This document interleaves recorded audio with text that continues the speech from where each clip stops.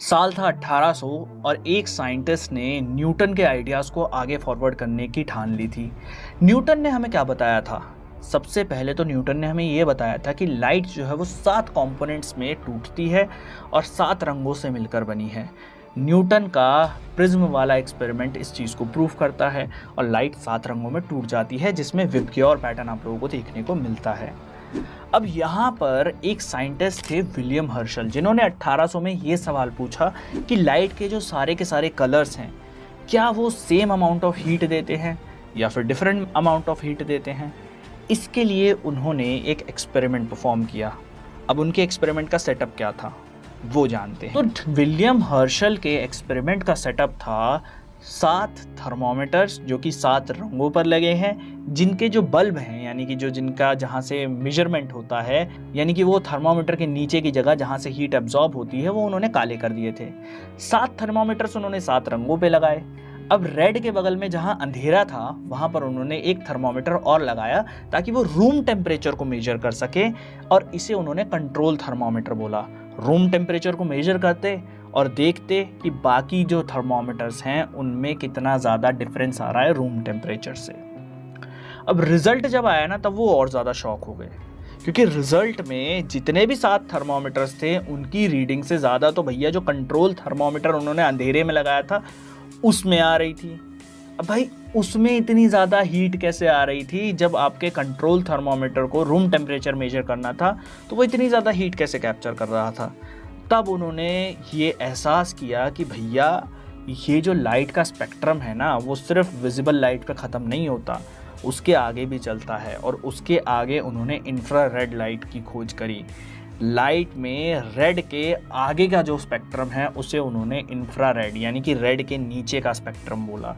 वैसे तो नाम उन्होंने दूसरा दिया था, इनविजिबल रेज, बट आज हम उसे इंफ्रारेड के नाम से जानते हैं। अब यहाँ पर बहुत लोगों को कन्फ्यूजन होती है कि इंफ्रारेड रेडिएशन किस तरीके से ज़्यादा हीट देती है, जबकि एनर्जी तो हमारे वॉयलेट की ज़्यादा है। तो सबसे पहले इस कॉन्सेप्ट को समझने के लिए हमें 2 चीज़ें जाननी होंगी। एनर्जी क्या होती है और उसकी इंटेंसिटी क्या होती है। रेडिएशन की एनर्जी और रेडिएशन की इंटेंसिटी, इन दोनों में बहुत मेजर डिफरेंस है। इस चीज़ को लेके काफ़ी सारे लोग कंफ्यूज हो जाते हैं।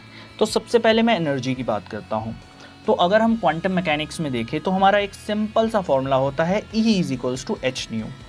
h हमारा प्लैंक्स कांस्टेंट होता है और जो न्यू है वो हमारी फ्रीक्वेंसी ऑफ रेडिएशन होती है। अब E = h² वाले फॉर्मूला से आप लोग ये पता लगा सकते हो जिसकी फ्रीक्वेंसी ज़्यादा है उसकी एनर्जी भी ज़्यादा होगी। Energy is directly proportional to frequency. और यहाँ पर बात फैक्ट है कि वॉयलेट रेडिएशन की एनर्जी हमेशा इंफ्रारेड और रेड से ज़्यादा होगी। सही बात है। अब बात आते हैं यहाँ पर इंटेंसिटी की। इंटेंसिटी क्या होती है? इंटेंसिटी होती है कि पर यूनिट एरिया पर आपके कितने फोटॉन्स पड़ रहे हैं लाइट के, या फिर जो एनर्जी ऑफ वेव है यानी कि आपकी जो लाइट रेडिएशन की एनर्जी है वो कितनी ज़्यादा वहाँ पर यूनिट एरिया पर पड़ रही है। ठीक है, इतनी बात समझ आई। हम लोगों ने एनर्जी के बारे में जाना, हम लोगों ने जाना कि इंटेंसिटी क्या होती है। अब फ्रीक्वेंसी पे आते हैं। फ्रीक्वेंसी क्या होती है? पर सेकेंड वो वेव कितनी बार ऑसिलेट कर रही है। तो ये सारी चीज़ें आप लोगों को एक बार समझ आ गई होंगी। अब बढ़ते हैं आगे। तो विलियम हर्शल के एक्सपेरिमेंट में वापस से आने के बाद अगर हम लोग देखें तो इंफ्रारेड की जो टेम्परेचर था वो सबसे ज़्यादा कैसे आया था?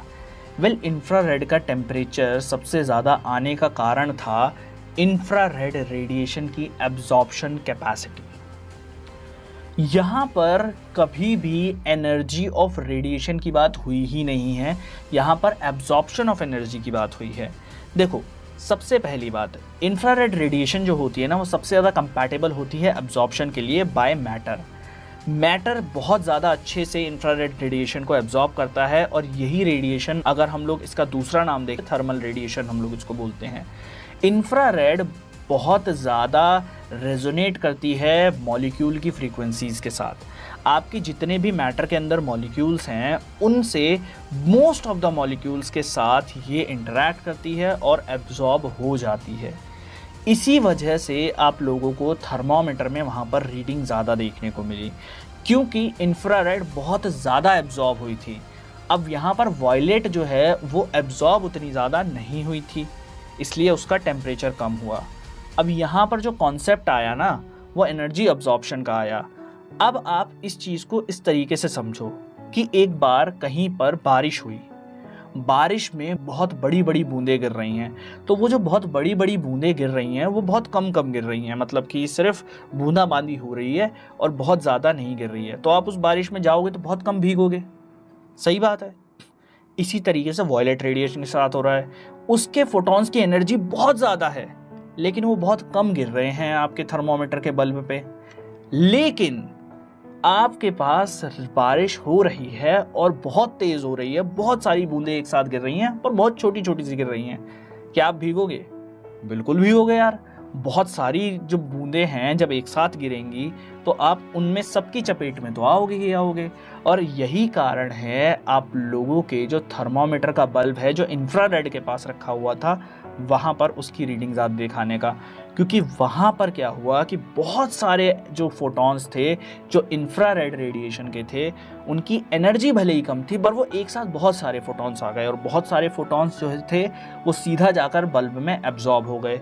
और इसी वजह से वहाँ पर हीट जो है वो ज़्यादा एक्सपीरियंस करी थर्मोमीटर ने बजाय वॉयलेट के, और इसीलिए वहाँ पर टेम्परेचर जो है बढ़ गया। होपफुली आप लोगों को ये बात बहुत ज़्यादा अच्छे से समझ आई होगी कि क्या हुआ था वहाँ पर और किस तरीके से थर्मोमीटर का टेम्परेचर जो है वो वहाँ पर बढ़ा था। एनर्जी एब्जॉर्प्शन का प्रिंसिपल यहाँ पर यूज़ हुआ, ना कि एनर्जी ऑफ रेडिएशन का। रेडिएशन की एनर्जी क्या होती है? E is equals to H nu. कितनी फ्रीक्वेंसी के साथ रेडिएशन जो है वो ऊपर नीचे हो रही है, वो उसकी एनर्जी बताती है। अब ये वाली जो प्रिंसिपल था एनर्जी एब्जॉर्प्शन का, उसको तो विलियम हर्शल ने यूज़ किया और इंफ्रारेड की खोज करी। अब अगला आते हैं कि एनर्जी ऑफ रेडिएशन की जो प्रिंसिपल है उसको यूज़ करके 1 साल बाद एक और साइंटिस्ट ने क्या किया भाई, जॉन विलियम रिटर नाम के एक साइंटिस्ट थे, उन्होंने एनर्जी ऑफ रेडिएशन के प्रिंसिपल को यूज़ किया था अल्ट्रा वायलेट रेस को खोजने के लिए। अब उनका सेटअप क्या था? उन्होंने क्या किया कि भैया जो AgCl का जो कंपाउंड है वो अगर आप किसी पेपर पे रख के धूप में छोड़ दो तो वो बहुत जल्दी काला पड़ जाता है। तो अब उन्होंने दिमाग लगाया कि भैया ये जो केमिकल रिएक्शन हो रही है मैं इसको अलग अलग रंगों में करा कर देखूंगा। उन्होंने इंफ्रारेड पे भी करा कर देखा, उन्होंने उसको रेड पे भी करा कर देखा, पर उन्होंने एकदम डिफरेंट रिजल्ट देखा। अब यहाँ पर रेड के सामने वो बहुत ही कम स्पीड से काला पड़ रहा था और वॉयलेट तक आते आते वो बहुत स्पीड से काला पड़ने लगा, बहुत जल्दी काला पड़ने लगा।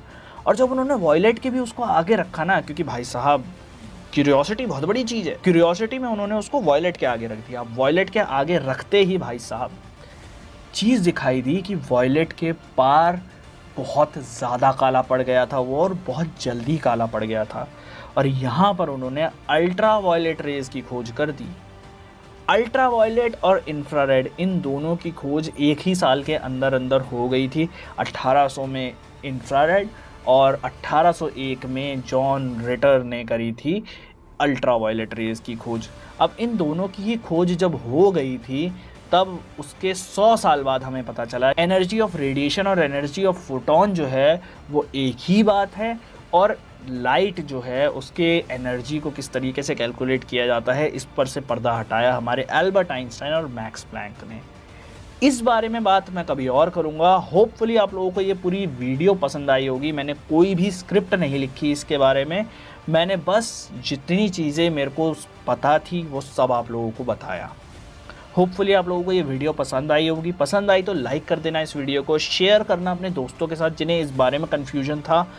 और हाँ, अपने जो भी सवाल है ना कमेंट सेक्शन में ज़रूर पूछना, क्योंकि कमेंट सेक्शन में जब तुम सवाल पूछते हो ना तब मुझे और ज़्यादा दिमाग चलाने पे मजबूर कर देते हो, और जब तुम मुझे दिमाग चलाने पे मजबूर करते हो तब मैं इस तरीके के टॉपिक्स के बारे में और ज़्यादा सोचता हूँ और मुझे और ज़्यादा चीज़ें पता लगती हैं और मैं तुम्हें और ज़्यादा बता पाता हूँ।